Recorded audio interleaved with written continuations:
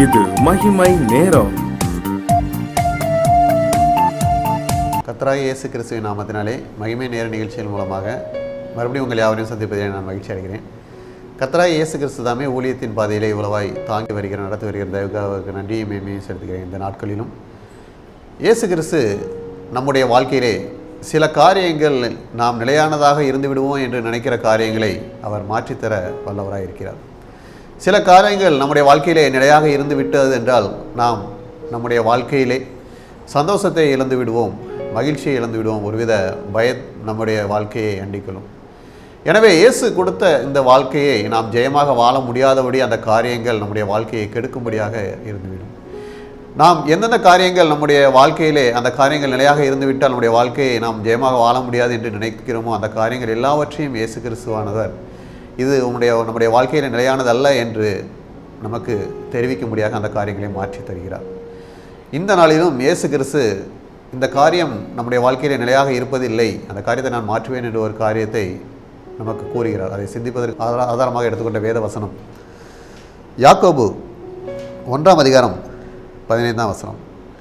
பின்பு இச்சையானது கற்பந்தரித்து பாவத்தை பிறப்பிக்கும், பாவம் பூரணமாகும் போது மரணத்தை பிறப்பிக்கும் என்று பார்க்கிறோம்.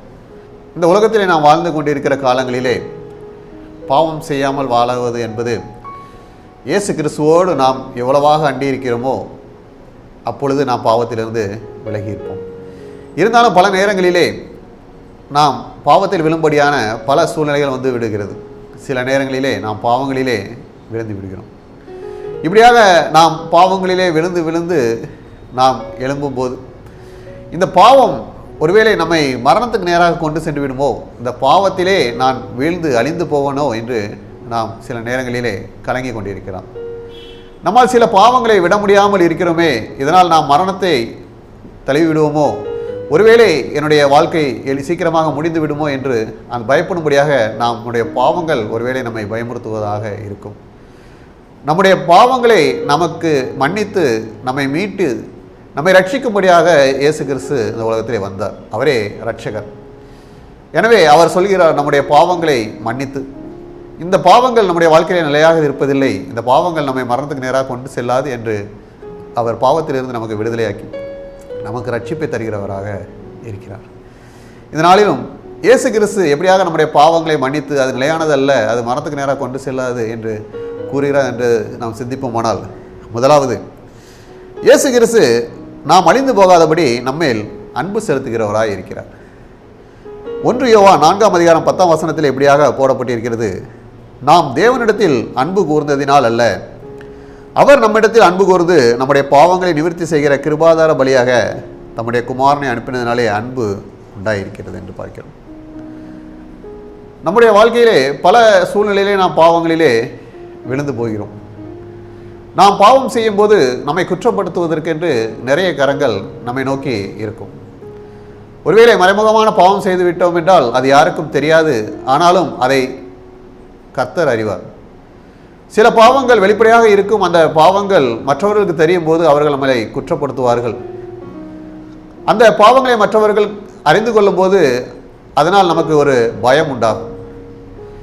நாம் பாவம் செய்கிறோம் என்றால் மற்றவர்கள் முன்பாக நாம் அவர்கள் முன்னால் தலைகுனிந்து வாழ வேண்டிய சூழ்நிலை வரும்.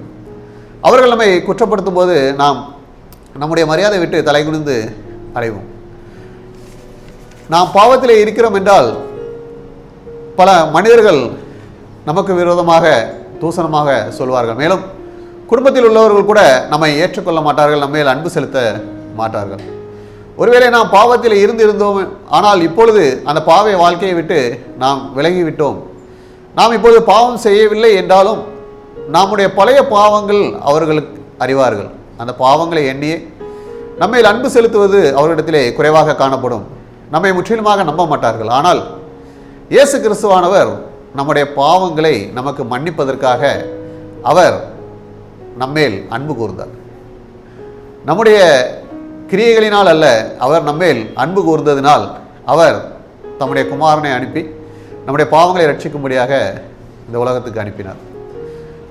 இயேசு கிறிஸ்து பாவங்களை நேசிக்கிறவர் அல்ல, பாவிகளை மனம் திரும்பும்படியாக அவர்களை நேசிக்கிறார்.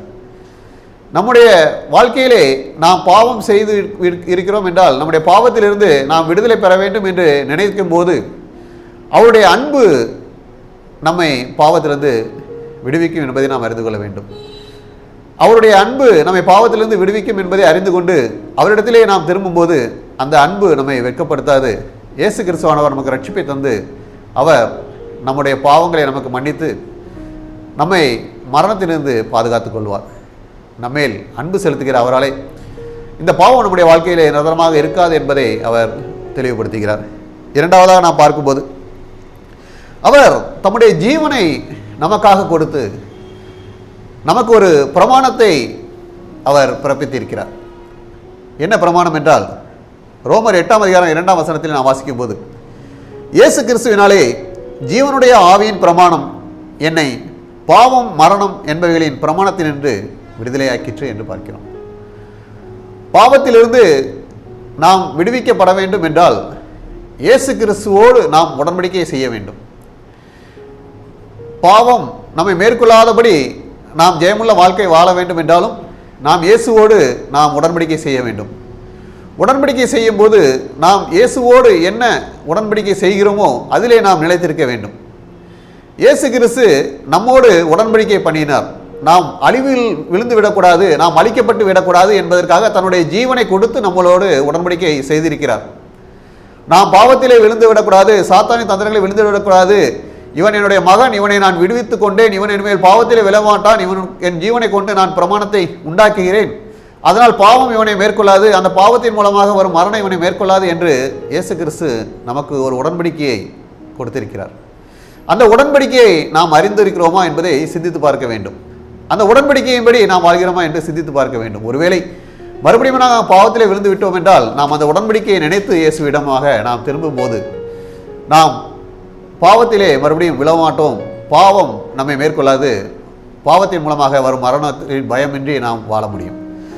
மூன்றாவது நாம் பார்க்கும்போது இயேசு கிறிஸ்து நம்மை நீதிமான்களாக்கி நமக்கு பரலோக ராஜ்யத்தை தருகிறார்.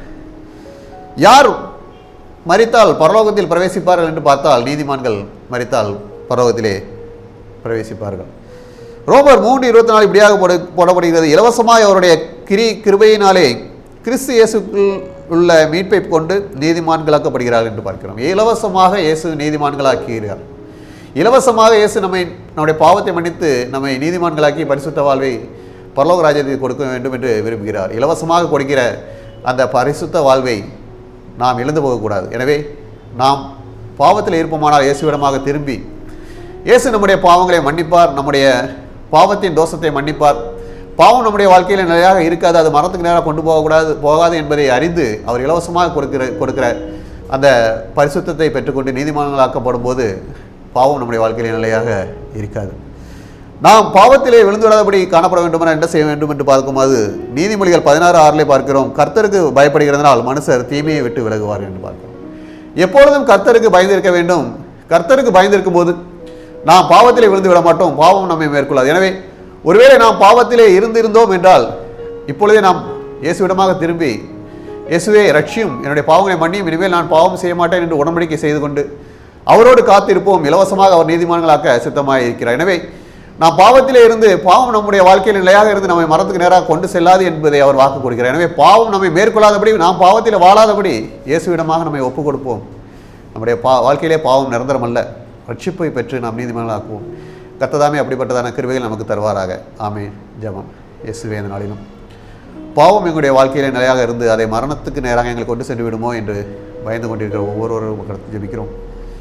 எங்களுடைய வாழ்க்கையிலே பாவங்கள் நிலையானதல்ல, எங்களை ரட்சிக்கு, எங்களை நீதிமான்களாக்கி நீர் உடன்படிக்கை செய்திருக்கிற அந்த உடன்படிக்கையின்படி நாங்கள் எங்களை காத்துக்கொள்ள, உண்மையை நம்பியிருக்க, உண்மையை பற்றி கொள்ள, தீமையிலிருந்து விலகி பாதுகாத்துக்கொள்ள, இந்த உலகத்திலே ஜெயமுள்ள வாழ்க்கை வாழ்ந்து நாங்கள் ரட்சிப்புகளாக வாழ்ந்து பரலோக ராஜ்யத்தை சுதந்திரத்துக் கொள்ள கிருபை செய்யணுமா? இயேசு கிறிஸ்துவின் மூலம் ஜெபிக்கிறோம் நல்ல பிதாவே. ஆமென்.